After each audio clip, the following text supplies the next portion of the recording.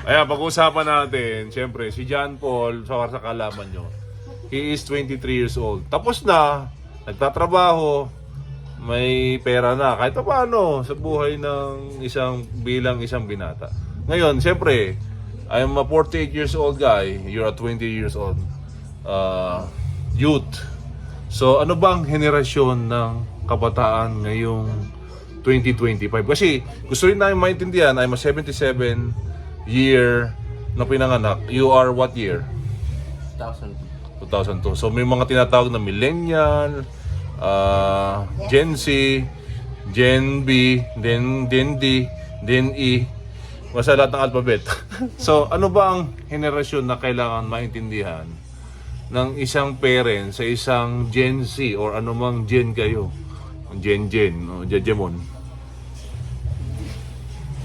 Sa ano kasi, based on my experience. Sandali, ba't gano'n nasasagot? Para may... Masakit eh. Yung best yata nakakasik na sa pagsasalita. Eh, ako naman, mag-a-adjust lang din ako kasi wala naman akong best. Oh, sige, Troy. Based sa experience ko kasi, tsaka, Okay, sige, Troy. based sa experience ko, tsaka sa mga kapatid ko, naiintindihan naman ni mama kung ano yung meron sa amin. Kaya, hindi ko sure kung ano isasagot ko, kung ano i-explain ko, kung ano ba yung hindi niya naiintindihan sa Gen Z. Tsaka may di rin naman naiintindihan yung mga anak sa magulang. Kaya parang... So katulad ng ano, sa tingin mo, ano na hindi naiintindihan ng anak sa magulang? For example, kunwari yung yung uwi ng gabi, gano'n. Gusto nila mag-enjoy kasama yung mga friends nila. Tapos ang iniisip ng magulang, baka ma-aksidente, ganyan. Mayroong sa kanila ng ganong oras. Ako hindi ako ganun. So, ito, mag-English na tayo. Ready ka ba sa English? Since you are in a relationship for 6 years, so how come you last for 6 years and up to present? English. Of course, we did some testing in our relationship. Nag-English Okay, ito. We did some what testing?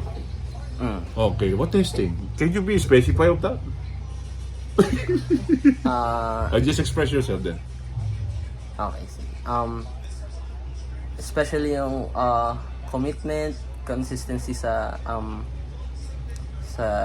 relasyon ng dalawa. English again, English. By force, okay.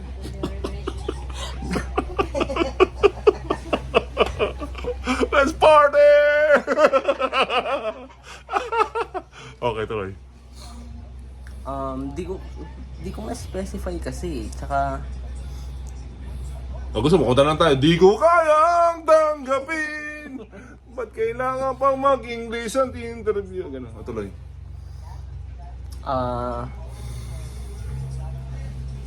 Nahihirapan ka na ba sa mga tanong ko? ang hirap eh. Hindi ko ma-specify, lalo na Ano sa yung characteristic nyo bilang Gen Z? Kasi tumagal ka ng 6 years sa Gusto relasyon. yung maunawaan namin bilang parent. Yeah. Para sa akin lang kailangan sige, most common questions na lang ng parang magulang sa anak. For example, gusto nila ng parang free sila sa ayaw nila ng pinapagalitan o kaya ayaw nila pinagbabawalan, gano'n. Ang gusto kasi ng mga Gen Z or katulad kong 23 years old or 20 years old, parang kasi sila, natatakot kasi sila na baka hindi nila magawa to in the near future, kaya nila ginagawa yung enjoyment ngayong age nila, ganon. Kasi may mga kaibigan din kasi ako nagsasabi na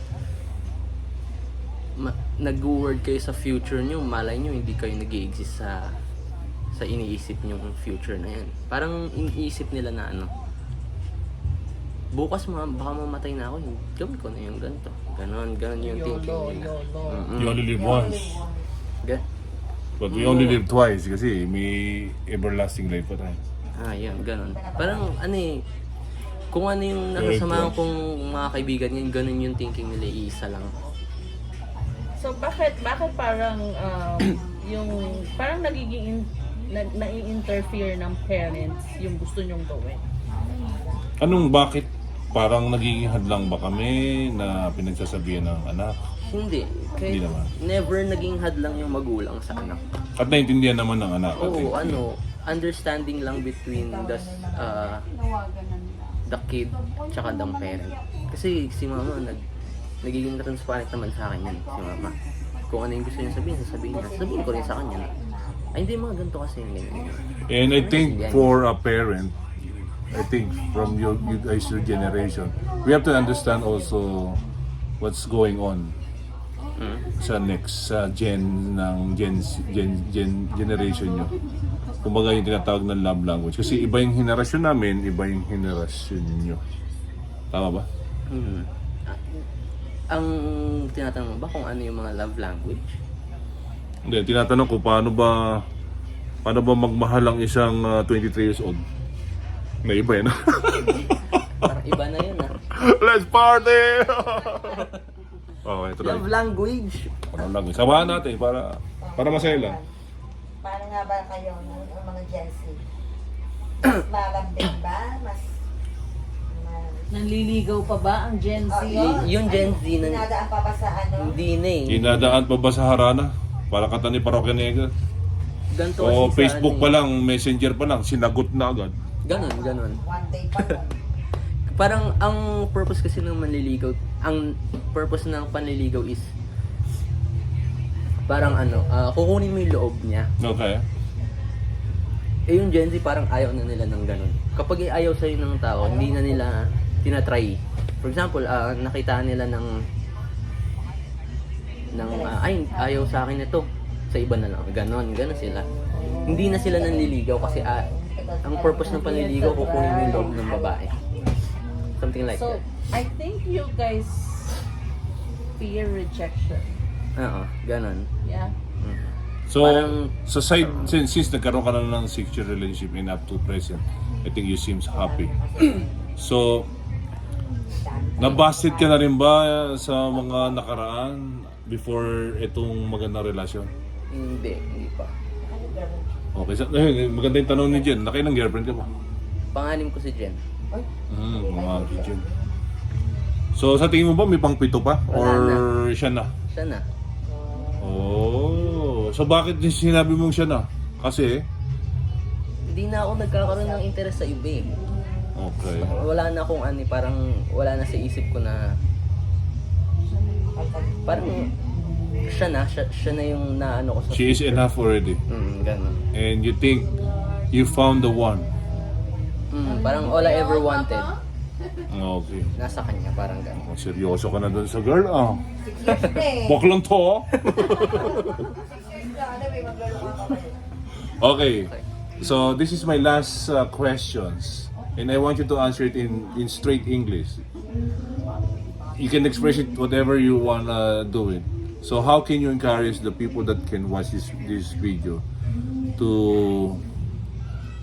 to be in your position right now and to take care of a girlfriend and probably in the future to get married in that situation? Okay. For all the watchers of this vlog or this video, I just want you to keep in mind that you always listen to your parents. Peer pressure is your number one enemy, and just do what you want to do. Be happy.